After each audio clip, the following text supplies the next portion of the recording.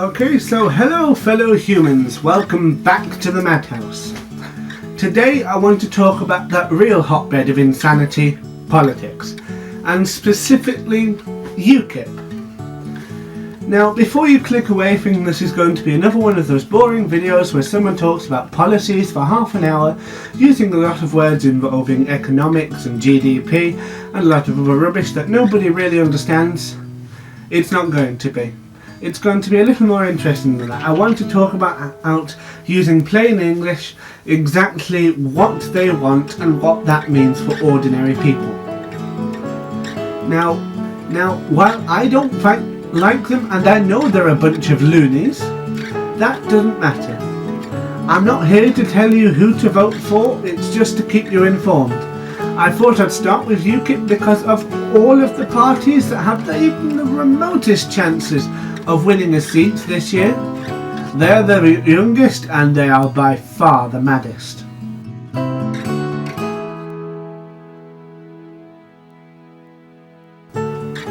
What the hell do they want then? They haven't released their official manifesto yet, but they have talked about a lot of their policies, so let's begin.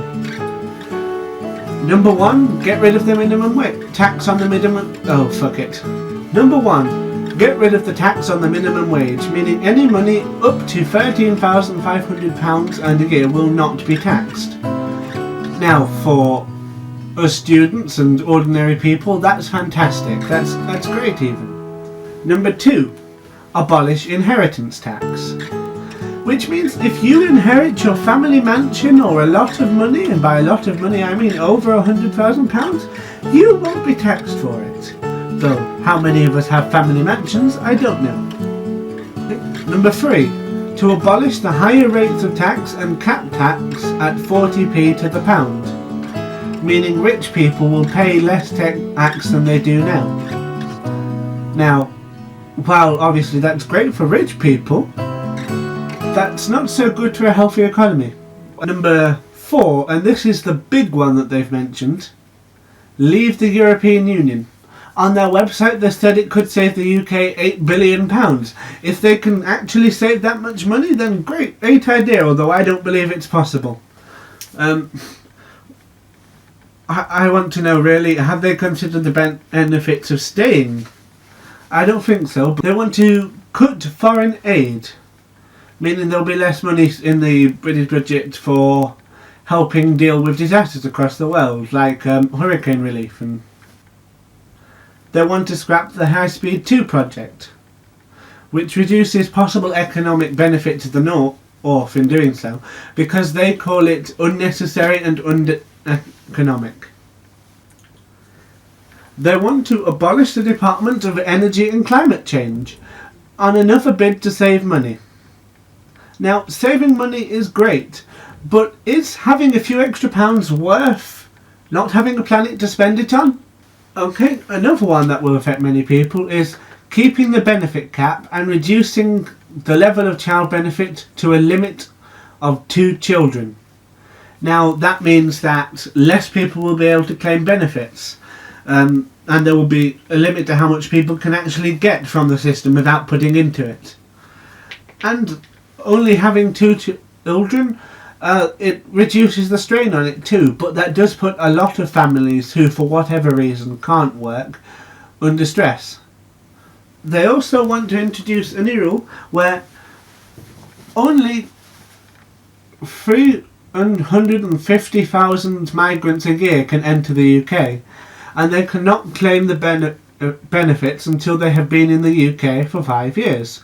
Which is sensible, certainly it would work, but it does not take into account the possibility of, for example, a highly skilled teacher or a doctor falling ill or having an accident and being unable to work for 6 months. Can you risk sending away a doctor just because they're from somewhere abroad? That person could still save lives. It's just, it doesn't make sense. Now, I could go on a lengthy rant about how these policies won't work, though I would really enjoy it in fact, but this video will end up being 3 hours long and nobody will want to watch it. I just... I mean, some of them are just badly thought out or plain silly, but I can't. I'll just leave you with these few thoughts. If you want to cut off all ties with the European Union, with Europe, and depending on how you measure it, the largest economy in the world, because you're sick and tired of immigrants coming over here and stealing our jobs, then fine. If you believe every word you've ever read in the Daily Mail, fine, vote UKIP. But if you just want to protest against the status quo, to complain about how the major parties and all of the politicians have been ignoring what's best for ordinary people, for the working class, for students, for young people, don't. That's like shitting the bed in protest and then having to sit in said bed for 5 years until the next election when you can finally get rid of them. Now, that's it. Essentially, just vote Green, vote SNP, vote Plaid Cymru, vote Labour, vote Tory, Liberal Democrat, or fine, even vote for UKIP, although I seriously hope you don't. I don't really care, actually. But the most important thing is to vote. To quote from Bite the Ballot, if you don't do politics, politics will do you. I'll leave you with that one. I'm writing similar videos on other parties, and it'll be the Tories in a couple of weeks. Literally the worst thing ever. Now, I've been called old-fashioned because I like to hate language being pretty good, and the fact that I don't like pronouncing ASAP as ASAP, or that I think anyone who says YOLO in everyday conversation should be given re-education and electroshock therapy to curb this terrible behaviour.